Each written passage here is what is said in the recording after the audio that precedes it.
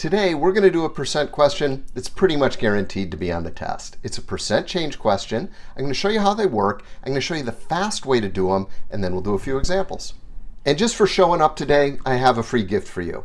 It's a 2-week GRE crash course designed to raise your GRE score 5 points really fast. So if you're looking for a quick GRE score boost, this course is for you. It's completely free. You can sign up right in the description. They just love percent change questions on the test. And the reason is the language around percent change can get a little confusing, and they love things that are confusing. For example, in English, percent change, percent more, percent less, percent increase or percent decrease, they all mean the exact same thing. In math, they all mean change over original. Or if you want to think of it as new minus old over old, that works too. They both get you to the exact same place. Let's take a look at an example.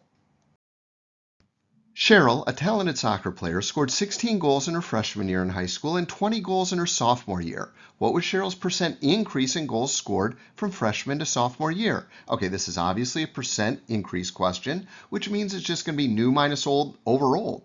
So the new is the number of goals she scored sophomore year, that's 20, and old is the number of goals she scored freshman year, that's 16. So the entire formula is just 20 minus 16 over 16. We do some algebra, we find out that it is 1/4 or a 25% increase. Nice job. What I'd like you to do is now try this one on your own. Pause the video again, and if you run into trouble, just start the video and the steps will appear like magic. Now read carefully. This is not the same question you just did. Okay, take it away.